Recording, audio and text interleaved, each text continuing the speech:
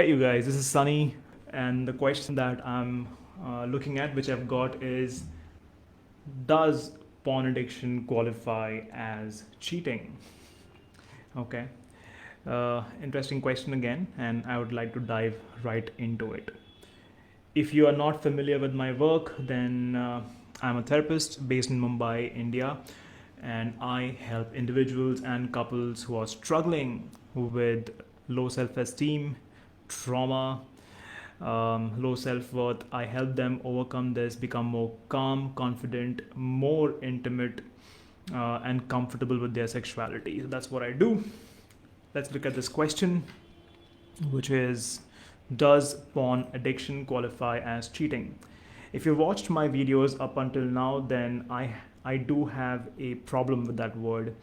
And the question that I would counter that with is, can you really cheat anyone else without first cheating yourself? Meaning, in order to fool anyone else out there, don't you first have to fool yourself? And if you think that you can get away with fooling anyone else without first fooling yourself, I'm just wondering how that works out for you. Okay, so I was thinking about this question, and I also happened to come across this article online quite by accident actually. This is an article on Psych Central. This is a what you can call as a medically reviewed article by the Scientific Advisory Board, written by Dr. Robert Wise. He has an overall experience of more than 25 years working with individuals and couples on sexuality as well as intimacy related troubles, which very much includes infidelity or cheating on a regular basis. Now, I like the definition that he has come up with based on his work and interaction with couples. I'm going to read this out to you word by word the way he has written this. Just give me a second. And this is what he says: infidelity or cheating is the breaking of trust that occurs when you keep intimate, meaningful secrets from your primary romantic partner. Breaking of trust. It's a breaking of trust that occurs when you keep intimate, meaningful secrets from your primary romantic partner. Now, a word on secrets. As a man, I would say that you will have secrets. Okay, and as a woman as well. And I I don't believe how some people say that everything should be open and transparent with your spouse or your partner. I believe some things are meant to be kept to yourself. For example, if I'm having a word with a close friend, a guy opens up to me and he starts revealing very sensitive information about his life with me. A good friend is doing that. He's doing it in full trust. He expects me to maintain confidentiality. As another example is a part of my work, I have to keep secrets. I'm bound by confidentiality with my clients. I just can't go and talk about it with people who are close to me. So it stays with me, right? So secrets are fine, but this is not the same. This is meaningful secrets, intimate.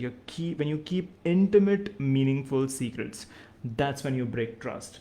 Intimate. So when you're talking about pornography, it is linked with your sexuality, right? And would you call your sexuality as something being very, very, very, very private and intimate to you? Would does it hold? And does your sexuality figure somewhere as a meaningful aspect of your life? If so, my friend, then by this definition, it would be considered as breaking of trust.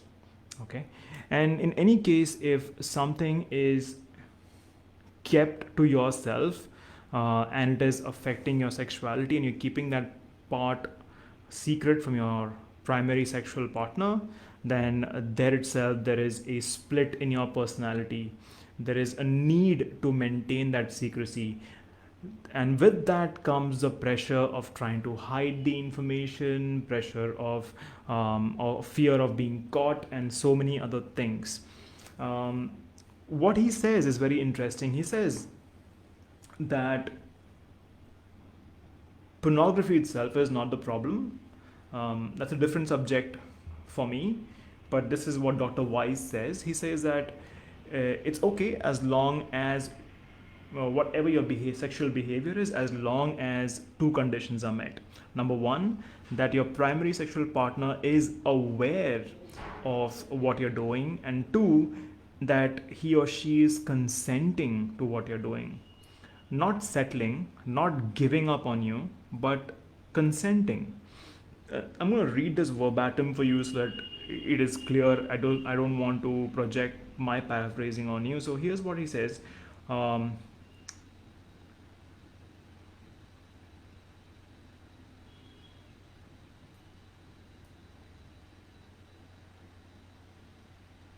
It might be just fine for one partner to look at porn or to engage in some other form of extracurricular activity, as long as his or her mate knows about this behavior and is okay with it.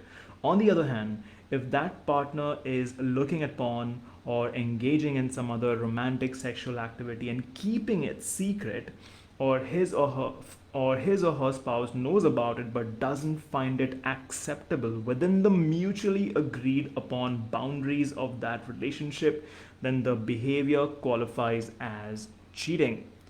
Okay, if it's not acceptable within the mutually agreed upon boundaries of that relationship. It's funny how often this basic aspect is overlooked. When we are working with clients, when we are working in business, we always define the boundaries. When we are working in our workplace, in employment, the boundaries of that workplace is defined very well. But when it comes to our own sexuality, something which is extremely meaningful, extremely private, somehow we miss out on having these conversations. So, does that answer the question? Does pornography qualify as cheating? If you go by Dr. Weiss's definition, I would say yes, it does. As long as it is done in secrecy, with fear of being caught, or if it is done maybe openly, but done not with the consent of the partner, but more like, well, helplessness from the partner, then it is considered to be cheating. My personal take on this matter is we don't get to fool anyone else before we fool ourselves. So if we are indulging in behaviors that we just simply can't be open about it and can't accept it as who we are, then we are not fooling anybody else. Whereas all it takes is just one simple conversation or a series of conversation with your partner, without any judgment, by just opening up and sharing exactly what you need. What's the need that you are trying to meet by indulging in pornography? Without having any fear of being abandoned, or fear of being judged, or fear of um, losing your face. If we can do that, then definitely pleasure is not going out of the equation, but something that dilutes the pleasure from the intimacy, that dilutes the intimacy of that relationship, that can be tackled, and there is no need to fear anymore then. I hope that this helps you with that question. Thanks so much for tuning in. Take care. Bye bye.